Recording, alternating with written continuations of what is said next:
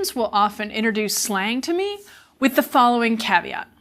Well, it's not a real word, but we say chillax for when we're hanging out, chilling, and relaxing. So what do these students mean when they say chillax is not a real word? I mean, it acts like a word. It's a word that they know and are telling me about as something that is meaningful. And so I'm pretty sure that what they mean is that this word chillax is not in a standard dictionary yet. That's when a word becomes a real word. When you think about dictionaries, they hold quite a revered place in our culture. Go into a university library and you will see a big unabridged dictionary on a pedestal. And it is put up there as the place where we can go and find answers to things. It's up there high, it's open, ready for us to go consult. For many people, a copy of the Oxford English Dictionary is often a prize acquisition in the library. There are people who read the dictionary for pleasure. After all, it is a wonderful resource. It's just full of knowledge. Supreme Court justices have been known to turn to dictionaries to define key terms for their decisions. When we have a question about a word, we say, look it up in the dictionary. Now I want to step back from that expression, look it up in the dictionary. The dictionary assumes that all dictionaries are exactly the same. Of course, as soon as we step back from that, we know that there are human hands behind dictionaries. But typically, we can't name the editor of our dictionary. Our trust is in the institution, not in the specific people behind it. In this lecture, we'll talk about our curious relationship with dictionaries, the primary resource for capturing the English vocabulary. And we're going to talk about the very human decisions that go into creating a dictionary. This is a lecture that's going to examine many things that we take for granted about where we can find answers about words. And in the process, I hope that it will answer some questions that you may have about how dictionaries get made. So first, we'll talk about what we expect of our dictionaries, and then I'll provide some details about how they are actually made.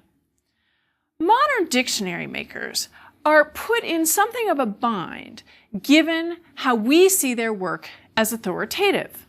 Lexicographers, the people who make dictionaries, see their task as a descriptive one. In other words, they see themselves as examining the evidence about words and then trying to capture the meaning of a word in the dictionary. They are tracking language, they're recording change. They're well aware that the language is always changing, and they're trying to keep up with it. However, we as dictionary users often turn to dictionaries not just to see how we use a word, but to see how we should use a word, or what a word really means, as opposed to perhaps what we're using it to mean. And we need to realize that when we say what it really means, what we're talking about is what it has traditionally meant or what it has historically meant. There's a way in which we don't always trust ourselves to know what a word means or how to use it correctly, and so we'll go to a dictionary. And that can be a good idea. Sometimes you'll run into a word and you think, what does that mean? And a dictionary is a wonderful place to go.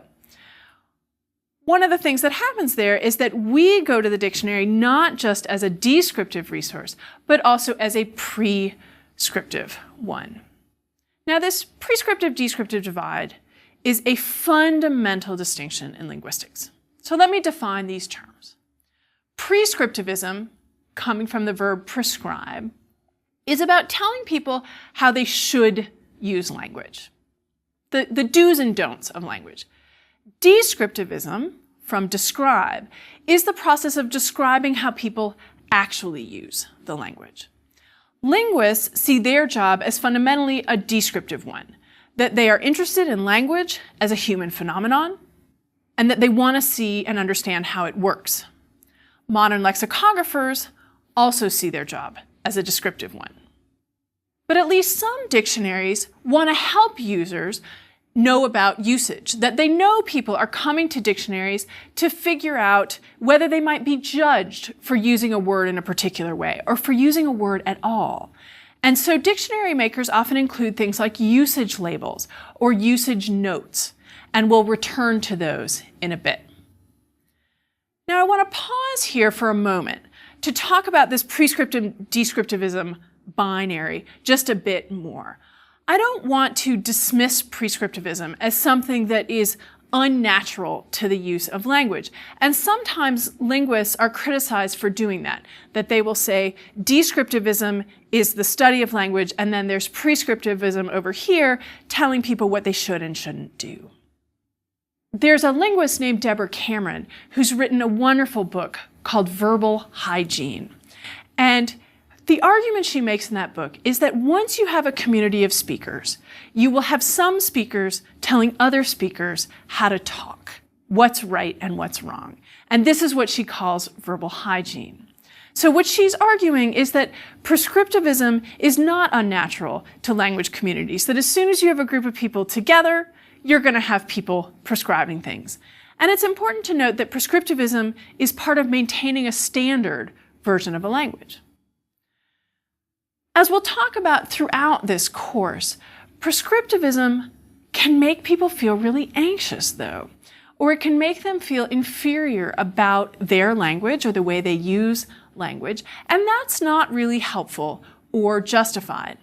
So throughout the course, we'll actually study prescriptivism just like we're studying other language phenomena, trying to understand how it works, where and why we seek it out, why do we let people tell us what to do, when should we trust them, when should we maybe ask some questions.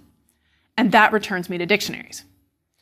So as I mentioned, in the case of dictionaries, are assuming them to be at least partly prescriptive rather than fully descriptive puts dictionary makers in a difficult spot. They're trying to track what we do and include that in the dictionary. Sometimes, though, people get really upset that they're including illegitimate words, words that people understand, but maybe they don't like them or they don't respect them. The dictionary makers often are labeling things as slang or colloquial to describe how those words are used in the language. The issue here is that we as users may then go in there and say, oh, well, it's slang and it will always be slang. Or it's colloquial, I can never use it in formal language. And lexicographers would say, well, no, change can still happen. History tells us that dictionary users really care a lot about usage labels like slang and colloquial. And many dictionaries rely on them. They rely on labels such as non-standard, colloquial, slang, offensive. There was a very famous uproar about usage labels, and this happened with Webster's third New International Dictionary, Unabridged. This dictionary, which was published in the early 60s, eliminated almost all usage labels, including colloquial, proper, improper, erroneous. And the hubbub was about the fact that there was no usage label for ain't. The dictionary was slammed as being overly permissive, as accelerating the deterioration of the English language, and I'm pretty much quoting from newspaper coverage when I say that. The treatment of ain't came under particular scrutiny, and people said, it shows approval for the mediocre, and it comforts the ignorant. These comments reveal many people's expectations that dictionaries will not just record the language, but also exercise judgment, that they will set standards for the language.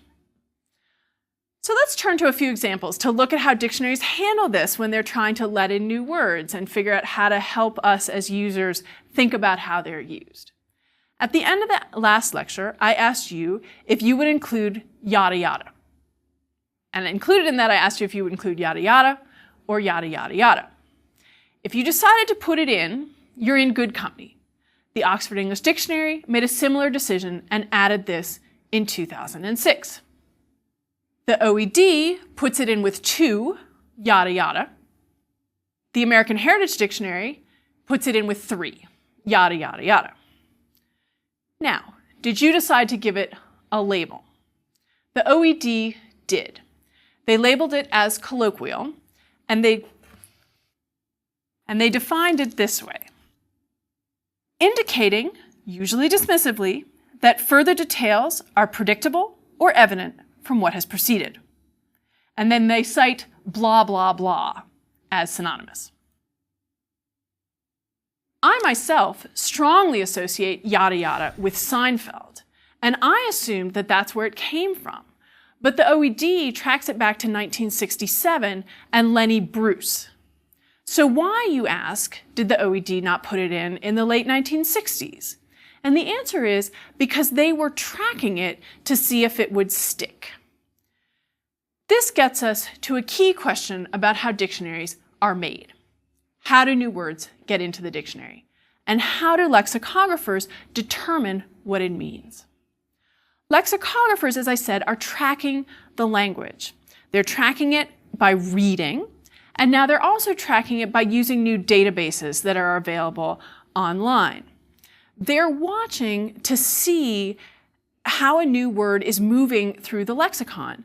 Sometimes new words start in more specialized registers. That could be scientific registers, or that could be something like slang, and then they move to wider usage. Now, sometimes really specialized terms get in, but often lexicographers are waiting to see if a word will get from a more specialized part of the lexicon into broader use. And they were clearly waiting with yada, yada, yada. Lexicographers rely on printed work. And when they're doing that, they talk about this as a very old-fashioned practice, that they're underlining words, they're bracketing the passage in which the word is identified, and then they are using that to try to determine the meaning of the word. They catalog all this material, and then if they decide that a word is established enough in usage, it goes into the dictionary. There are now new databases that allow us to track words even more widely and more quickly. Just imagine what a resource like Google Books, with millions of books in it, can reveal. And I want to introduce you to two databases that you can go to online. They're publicly available. One is called the Corpus of Contemporary American English, and the other is called the Corpus of Historical American English. The Corpus of Contemporary American English is over 400 million words, which is really an enormous database. And it covers 5 different registers of the language: spoken, newspapers, fiction, magazines, and academic language. And it covers from 1990 to the present day. So you can go there to track really recent change. The Corpus of Historical American English covers the last 200 years. It goes back to 1800. It's again over 400 million words. It is, however, all written. So these are 2 new resources that we can use to study language change over the past 200 years. So let's look at what Koha, the historical database, can tell us about yada yada. If we chart this out, we'll see that the hits start to come in the 1990s and in the 2000s. You can see why the OED let this in the 2000s, but really waited until then. If we go to COCA, this is the one that covers the last 20 years, and look at the word bling, which is a much newer word, we can see that even in the 1990s, bling was not getting a lot of use, but starting in the 2000s, you start to see a real increase in use, and bling has gotten into many standard dictionaries. Now, I have to say, when I first heard bling, I didn't think it had a shot of sticking in the language. When it first came in, it came in as bling bling, and I thought, people aren't going to use that word. But in fact, it simplified down to bling, and it spread out of specialized use in slang, often hip hop, and I started to hear it being used in clothing stores. I saw it in the newspaper when people were talking about bling. And let's talk about defining a word like bling. So you're a lexicographer. You collect lots of data on usage, and now you have to define the word. Let's talk about some basic principles that you would need to adhere to in terms of defining that word. One is you need to avoid circularity. You cannot define a word by itself or by things in its family of words unless the related words are defined independently. What do I mean?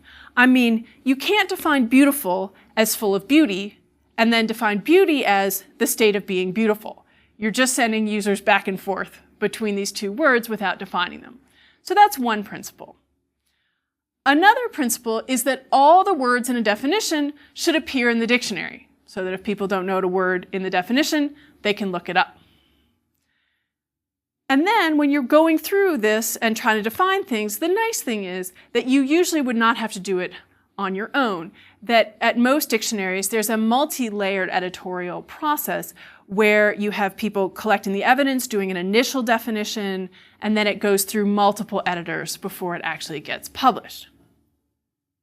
In the end, definitions rest on usage.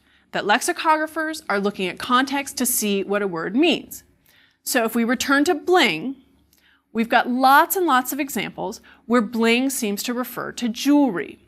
You get quotes like cars, cash, and bling, or boost the bling with an eye-catching cocktail ring. It's clear there that bling is about jewelry. But then lexicographers have to take seriously examples like this one. I do love a little bling on clothes. Here, it doesn't seem to be about jewelry. It seems to be about other shiny, sparkly things that might show up on clothes. So the definition in the dictionary needs to account for that example too. So given that definitions rest on usage, what would you do with a word like peruse? This is a word that is changing during our lifetime. I often give this word to my students and ask them to go survey 5 to 10 people and ask them what this word means. So they go out and they talk to people and they have people saying, well, it means something like skim or browse, scan things. Sometimes their respondents will say that it involves walking so that you're perusing the shelves at the grocery store. I then say, go look it up in a standard dictionary. And students go look it up, and what they see is that it means something like read carefully. They often then come to class and say, well, then what does the word mean? And I say, well, what do you use it to mean? And they will say, skim or browse or scan. And I say, okay, well then if that's what we all use it to mean, that's what it means. The American Heritage Dictionary is trying to handle this change that's happening all around us between read carefully and skim. And you can imagine how this might happen, that if somebody says, I'm going to peruse the newspaper to see if I can find a car, they're perusing the ads. They mean it to mean read carefully, but I hear it and think they're just skimming. So the American Heritage deals with this as a usage note. What they write is, peruse has long meant to read thoroughly. Sometimes people use it to mean to glance over, skim, as in, I only had a moment to peruse the manual quickly. But this usage is widely considered an error. In a 1988 survey, 66% of the usage panel found it unacceptable, and in 1999, 58% still rejected it. So who is this usage panel? You see it quoted in something like that usage note where they're saying X percentage of the usage panel doesn't like this construction. Well, if you go to the front matter of the American Heritage Dictionary, you can actually find the names of everybody on the usage panel. It's about 200 well-known critics, writers, and scholars. It includes people like Sherman Alexie, Maxine Hong Kingston, Annie Dillard, Calvin Trillin. Harold Bloom's on the panel, as is Henry Louis Gates, David Sedaris, Garrison Keillor, Nina Totenberg, and Antonin Scalia.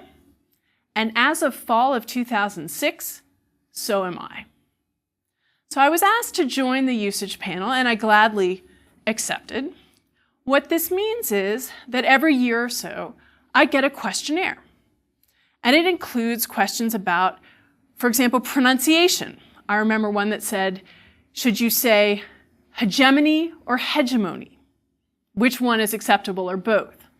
It will ask about new meanings. For example, is it acceptable to use quote to mean quotation?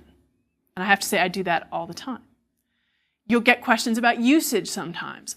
For example, can you use mitigate with against? So you can mitigate things or mitigate against things. So the editors send us all this questionnaire. They then compile our answers, and that's how they get to this 68% of the usage panel thinks this is acceptable or not. Now you can imagine, given what I do, this question of acceptability is quite a conundrum. Is using quote for quotation acceptable?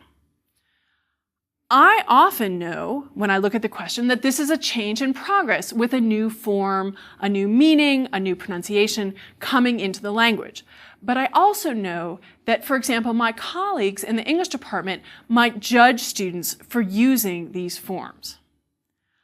I feel like my role as a descriptive linguist on the panel is really crucial here. That no matter what dictionary makers see as their task, speakers and English teachers will often look to the usage panel to see what will be judged and what won't. I bring to the panel my perspective that language is always changing, that the history of the language gives us this perspective that you will always have people worrying about decay, and the language will always be changing despite that. I know that, for example, Benjamin Franklin did not like the verb to notice. It had been a noun. He didn't like it used as a verb. He didn't like progress, which had been a verb, being used as a noun. And he asked Noah Webster to criticize these forms in his dictionary. So I look at that and I think, okay, we now look at that and think, why was Benjamin Franklin so worried about that? And that I should keep that in mind in terms of what the usage panel is worried about.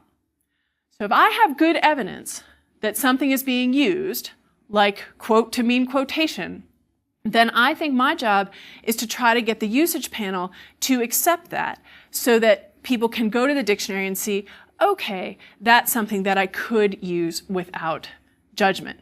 That dictionaries should change with the language and that may help change attitudes about what forms are acceptable or not. Now, American Heritage was a pioneer in creating usage labels. And this was partly in response to the uproar over Webster's Third. That Webster's Third was the one that had taken out usage labels. And there was this sense that people wanted guidance. And American Heritage decided that they would profit from providing more guidance. And it really does allow them to handle language change or tricky usage questions, such as whether or not the word gay is seen as offensive in reference to the gay community. And the editors try hard to give us some perspective on the role of the usage panel. They're actually quite explicit about how they think we should think about the usage panel. And this is worth quoting at length in terms of what they tell us to do. They write, "The usage panel should not be thought of as an academy empowered to rule on all questions of disputed usage. That is an expedient that the English-speaking world has rejected since the 18th century. And in a world where English is established as the language of a heterogeneous international community, the idea that any group or individual might arrogate the authority to fix standards seems not only illiberal, but absurd. Ultimately, readers will want to make up their own minds about each of such usage issues, but the opinions of the panel may provide a useful point of reference." But does anybody read the front matter of a dictionary so that they can see that note? I don't think so. I mean, I do, but I think most people don't.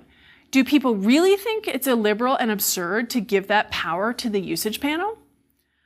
At some level, I think the answer is yes, that in the US, we've never established a language academy, neither has Britain. We've never had an academy that says this is right and this is wrong. But we do continue to look for people and resources to tell us correct from incorrect, not just to tell us how a word used to be used or what is standard, but often we're looking for what is right and what is wrong.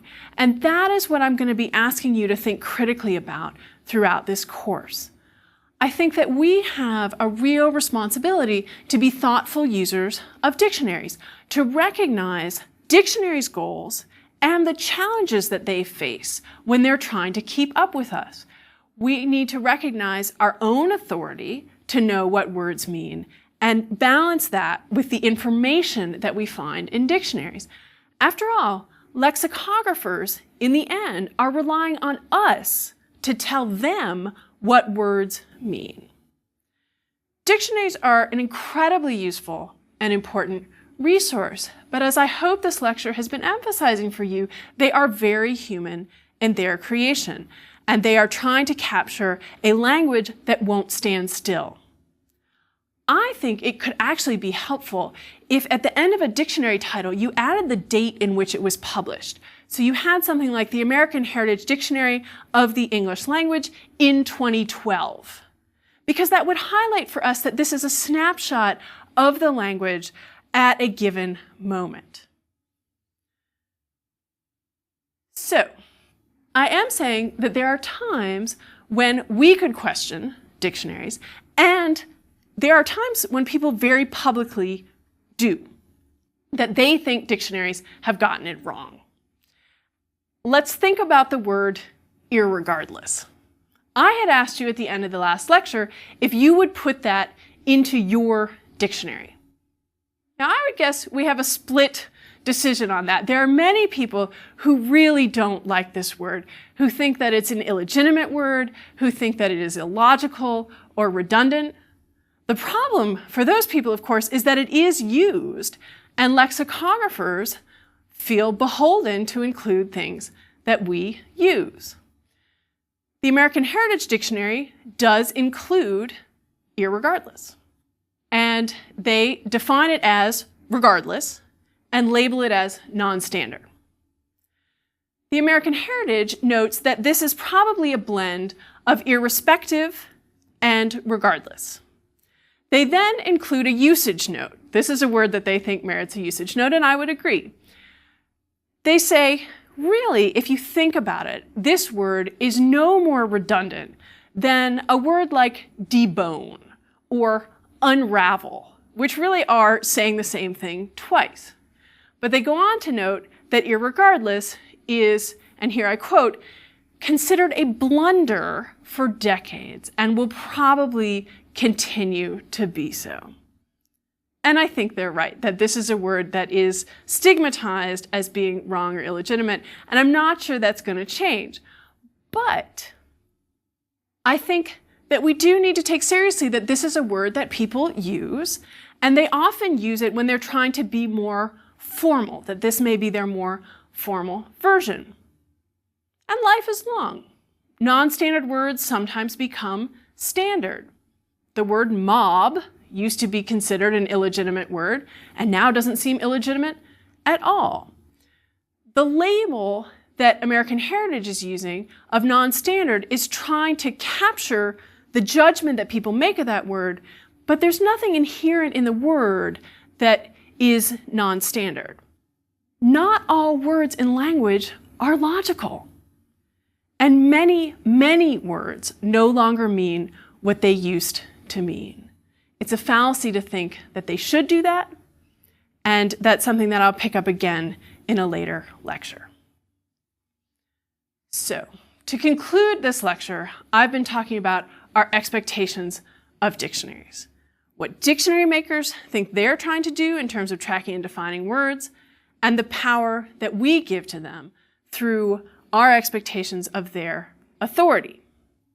Given that, it can seem like dictionaries must always have been there. We are so reliant on this as a resource to know things about words. But Shakespeare didn't have an English dictionary. And in the next lecture, I will provide you with a brief look at how the English dictionary came to be the resource that it is today. And we'll talk about the stunning accomplishment of the Oxford English Dictionary, the massive resource on which we'll be relying for many of the stories of words that I'll be telling. Who in the world said, "Let's create a dictionary that tells the history of every word in the English language"? You will find out in the next lecture.